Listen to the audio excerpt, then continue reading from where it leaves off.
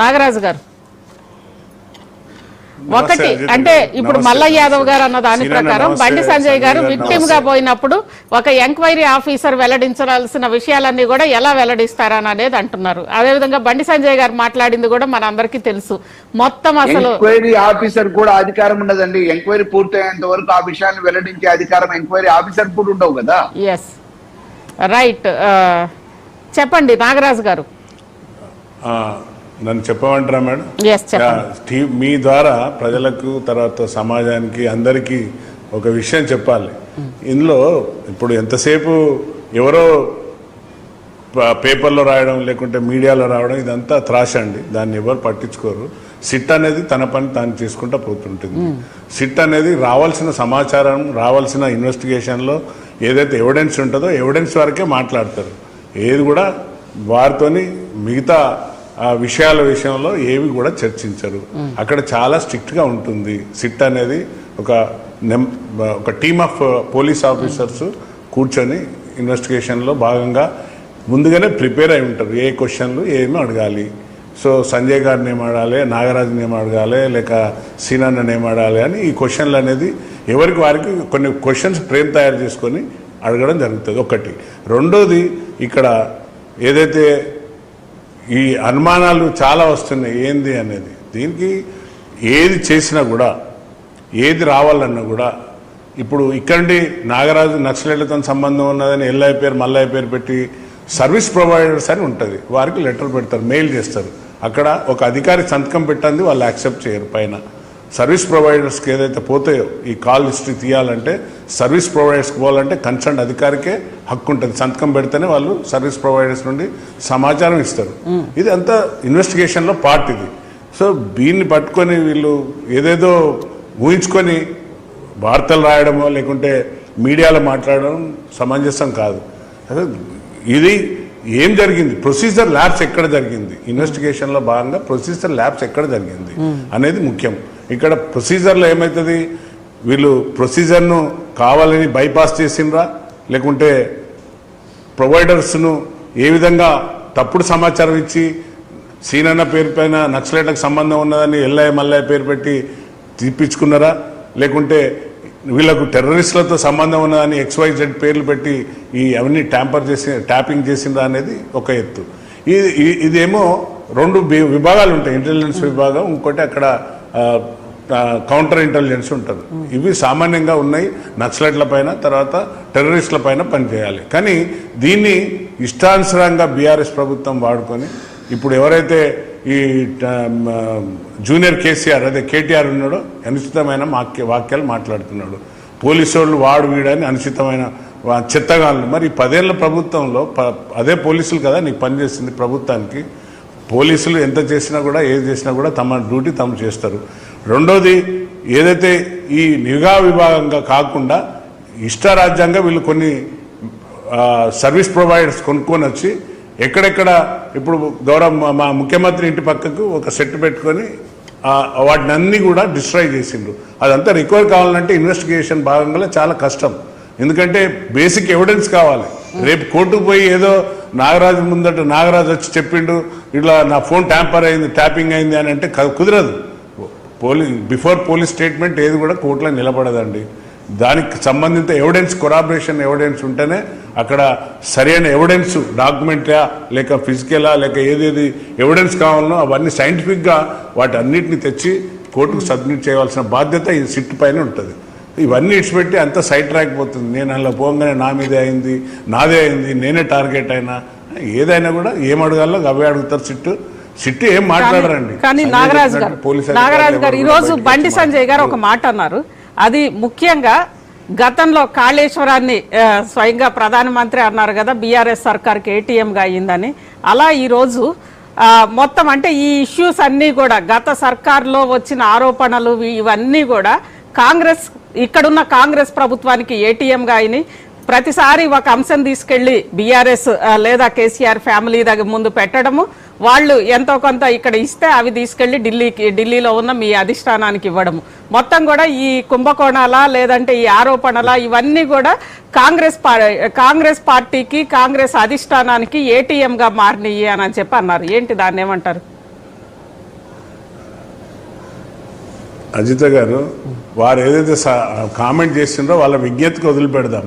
ఇప్పుడు అట్లా అంటే ఇప్పుడు ఆ సీనన్న సిబిఐకి ఏమంటుండు, సిబిఐకి ఇస్తే ఏం చేస్తారు, వాషింగ్ మిషన్లు వేసి వాళ్ళని మళ్ళా బీజేపీ పార్టీలో చేర్చుకుంటారు. మీకు ఎగ్జాంపుల్ చెప్తా కొన్ని పేర్లు. అజిత్ పవార్ గారు కానివ్వండి, ప్రఫుల్ పటేల్ కానీ, లేక హిమంత్ బిస్వా కానీ, ఇంకా చాలా ఉన్నాయి. ఇట్లా చాలా మందిని రాగానే వాళ్ళను వాషింగ్ మిషన్లు వేసి క్లీన్ చిట్తో వాళ్ళ పార్టీలో జాయిన్ చేసుకున్నారు. ఇప్పుడు అన్నగారు అన్నారు మా సిబిఐకి ఏమన్నా 2 నిమిషాల వాళ్ళని ఉరుకులు పరుగులు పెట్టిస్తా అంటున్నారు. సిబిఐకి ఇస్తే ఏమవుతుంది, మళ్ళీ కేటీఆర్ వాషింగ్ మిషన్లు అయిపోగానే బీజేపీలో జాయిన్ అయిపోతారు. ఇది that is going in the central. ఒకవేళ సిబిఐ ఎంక్వైరీ జరిగితే కేటీఆర్ లాంటి వాళ్ళు బీజేపీలో చేరతారంటారా? అంతే కదా, వాషింగ్ మిషన్లు వేసినట్టే క్లీన్ చిట్ పార్టీ కదా ఇక్కడ, అందులో ఉద్యమ పార్టీ బీఆర్ఎస్ దాదాపు దేశ అత్యంత ప్రభావవంతమైన పార్టీ కదా నాగరాజు గారు. ఏం ఉద్యమం చేసిండ్రు, ఏం చేసిండ్రు, ఉద్యమం తెచ్చి ఏం చేసిండ్రు, ఉద్యమం చేసి ఏం చేసి 10 ఏళ్ళు పాలన అంటగడితే ఏం చేసిండ్రు ప్రజలు చూస్తున్నారు కదా. అందుకనే వారిని తీసుకుపోయి ఫామ్ హౌస్లో మళ్ళీ కూర్చొని పెట్టింది కదా. ప్రజలు ఇక్కడ ప్రజాపాలన వచ్చింది కాబట్టి ఈరోజు ప్రజలు స్వేచ్ఛగా ఇప్పుడు ఫోన్లు మాట్లాడుకోగలుగుతున్నారు. ఎవరు ఫోన్లు ట్యాప్ అవుతలేవు, ఏం జరుగుతలేవు. ప్రజాపాలన వచ్చింది కాబట్టి స్వేచ్ఛంగా ఈవెన్ మీడియా కూడా మాట్లాడగలుగుతుంది. కొన్ని మీడియా సంస్థలు మాట్లాడితే బయటికి ఇతని రానియద్దు లోపలికి అనే సందర్భాలు కూడా మనం చూసినాం అక్కడ. ఇదంతా వాళ్ళు కానీ మీ ప్రభుత్వం కూడా మంత్రుల ఫోన్లు అదేవిధంగా కొంతమంది జర్నలిస్టుల ఫోన్లు అన్ని కూడా ట్యాప్ చేస్తున్నాయని అనేది బీఆర్ఎస్ కూడా ఆరోపిస్తోంది కదా. ఆ మేరకు ఆల్రెడీ సిట్కి ఇప్పటికే ఊహాగానాలు చెప్పండి. ఊహాగానాలమ్మా అవన్నీ ఊహాగానాలు.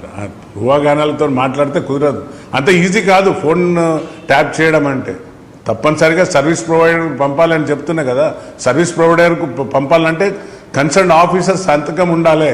అక్కడ ఉన్న అధికారి సంతకం లేకుండా వాళ్ళు యాక్సెప్ట్ చేయరు. రేపు వాడు రెస్పాన్సిబుల్ అవుతాడు, కన్సర్న్ అధికారి రెస్పాన్సిబుల్ అవుతాడు.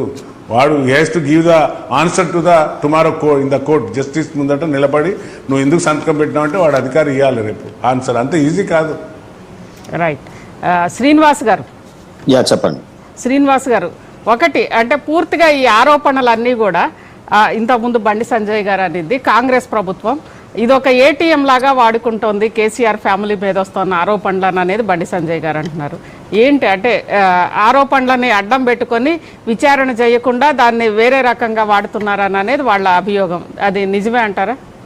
ఇప్పుడు ఎందుకంటే సిబిఐ మీద అపోహలు ఉండొచ్చు. ఎందుకంటే ఆ సిబిఐ మరి కాంగ్రెస్ పార్టీ టైంలో కూడా కాంగ్రెస్ బ్యూరో ఆఫ్ ఇన్వెస్టిగేషన్ అన్నారు. అది నిజమేనా? మరి ఈ రోజు ఒప్పుకుంటారా మా అన్నగారు? రెండోది, సిబిఐ స్వయం ప్రతిపత్తి సంస్థ, ప్రభుత్వం ఏమీ చేయజాలదు, తన పని తాను చేసుకోపోతుంది. కానీ ఇక్కడ ఎస్ఐబికి అట్లా ఉంటుందా? Complete subordinate to the government కదా. నారాజన్న మీకు తెలియంది కాదు కదా.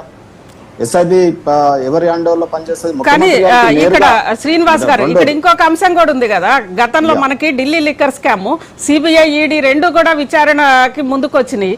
తర్వాత ఎలక్షన్స్ అయిపోయినాక ఎక్కడా చప్పుడు లేదు. దాంతో పాటు ఇండియా కూటమి నుంచి ఆమ్ ఆద్మీ పార్టీ బయటకు వచ్చిన తర్వాత ఇవేవి కూడా మొత్తం క్లీన్ అయినట్లుగా కనిపిస్తున్నాయి కదా. మేడం ఇక్కడ ఒక లక్ష్మణ రేఖ గీసుకున్నారండి మనకు. ఇప్పుడు నేనేమంటున్నా అంటే తెలంగాణకి వాళ్ళు ఏంటంటే ఎవరు రాకుండా ఉండడానికి సో ఒక కాన్సెంట్ ఇవ్వమనండి, చెప్దాం మనం. వీరికి అంత భయం ఎందుకు? నేనేమంటున్నంటే ఇక్కడ ఒక విషయంలో నాగరాజ్ అన్న మీరు దయచేసి అర్థం చేసుకోండి. Intelligence SIB direct under control of political influence ఉంటుందా ఉండదా? సీఎం గారి ఆదేశాలను పాటిస్తారా పాటించరా? లేదా సీఎం గారికి రోజు కలిసి బ్రీఫింగ్ చేస్తారా చేయరా నేరుగా? సో నేనేమంటున్నంటే ఇక్కడ డీజీపీ మీద డీజీపీని స్టేట్మెంట్ కు రికార్డింగ్ పిలిచిరా, మరి కేసీఆర్ ని పిలిచిరా, మరి కేటీఆర్ మీద హరీష్ రావు మీద కవిత మీద వచ్చినాయి. ఆ 4 ఫ్యామిలీ మెంబర్స్ ని మీరు ముట్టుకున్నారా? కనీసం విచారణలకు కూడా వస్తున్నారా? సిట్ విచారణకు వచ్చిరా వీళ్ళు? ఇవన్నీ కూడా ఏంటంటే సిట్ ఏంటంటే సీఎం గారు సిట్ అంటే సిట్, స్టాండ్ అంటే స్టాండ్ గా వివరిస్తుంది సిట్. కాబట్టి ఆయన చేతిలో పెట్టుకొని ఏటీఎం లాగా ఇన్స్టాల్మెంట్ బేసిస్ లో ఈఎంఐల బేసిస్ లో ఏటీఎం లాగా దీన్ని వాడుకుంటున్నారు తప్ప బ్లాక్ మెయిల్ మీరు అంటారు. ఇంతకుముందు సిబిఐకి ఇస్తే వాళ్ళు బీజేపీకి వెళ్ళిపోతారు అంటే సిట్కి ఇస్తే మీ కాంగ్రెస్ లోకి వెళ్ళిపోతారా? లేకపోతే మీ కాంగ్రెస్ ఆడించినట్టు ఆడతారా వాళ్ళు? ఎంత ఛాలెంజ్ అండి అసలు కేటీఆర్ గారు సీఎం మీద. సీఎం ఏం చేసుకుంటే ఎగ్జాంపుల్ చెప్పినా కదా. ఇప్పుడు నేనేం చెప్తున్నా, ఇప్పుడు చేద్దామన్నా మీరు ఇప్పుడు ఒక్క నిమిషం అన్న. సాఫ్ట్ నేచర్ లో ఈ ప్రభుత్వం ఉంటే ఇంకా ఎంతమంది ఏమేం చేస్తున్నారో కదా ఈ రాష్ట్రం. లేదు మీరు కూడా చేస్తున్నారేమో అందుకే భయపడి రాబోయే కాలం సాఫ్ట్ నేచర్ కాదన్నా, రాజకీయ కక్షలకు పోకుండా మేము వచ్చిన తర్వాత మీ ఆయన జైలుకు పంపిందని రాజకీయ కక్షపూరితమైన కేసులు కడుతున్నారని వాళ్ళే అభియోగం చేస్తున్నారు కదా. కక్షపూరితంగా ఒక్క నిమిషం అవునా, ఇప్పుడు ఇక్కడ మిస్గైడ్ అవుతుంది. ఒక్క నిమిషం విత్ డ్యూ రెస్పెక్ట్ ఒక్క నిమిషం. అది నేనేమంటున్నా, ఇక్కడ మీరు ప్రజల్ని ఏమారుస్తా ఉన్నారు కానీ ప్రజలు చాలా హుషారు. తెలంగాణ ప్రజలు ఇక్కడ కాంగ్రెస్ పార్టీ ఇప్పుడు రేవంత్ రెడ్డి గారు ఏమనుకుంటారు అంటే పుసుకున్నారు కేసీఆర్ వస్తే మళ్ళా. ఒక్క నిమిషం అన్న, ఇప్పుడు కేసీఆర్ వచ్చినాక ఇప్పుడు నేను ట్యాపింగ్ చేస్తున్న విషయాలు మళ్ళా వాళ్ళు ఏడ నన్ను ఇది చేస్తారని భయపడుతున్నాడా? ఆయన కేటీఆర్ పదే అంటున్నాడు రాబోయే కాలంలో 2.5 ఏళ్ల తర్వాత మేమే గవర్నమెంట్ లోకి వస్తామని ఐఏఎస్లను ఐపీఎస్లను బెదిరిస్తా ఉన్నాడు అంటే ఇండైరెక్ట్ గా సీఎం ను కూడా బెదిరిస్తున్నాడేమో. ఈ ఎందుకు వచ్చినా గొడవరా భయ్ మేము ఇద్దరం అనుకుంటారు కానీ ప్రజలు ఏం చేస్తారు, వీళ్ళిద్దరు దొందే కాబట్టి మీ ఇద్దరికి 0 చేసి బీజేపీని తెస్తారు. మీ ఇద్దరు కూడా తిహార్ జైలు పోవాల్సి వస్తుంది. మేమేమంటున్నాం అంటే బీజేపీ గవర్నమెంట్ తెలంగాణ రాష్ట్రంలో వాళ్ళన్ని పగటికాలాలు కంటున్నారు. ఏ అధికారులు భయపడరు. కేటీఆర్ ఇచ్చే ధమ్కీలకు ఎవడు భయపడాడు. ధమ్కీలు కాదన్నా సీనన్న కేటీఆర్ ఇచ్చే ధమ్కీలకు ఎవడు భయపడాడు, ఎవడు భయపడతలేరన్నా. మరి తాత్సారం చేస్తే ఏమైతుందన్న మీరు చెప్పండి.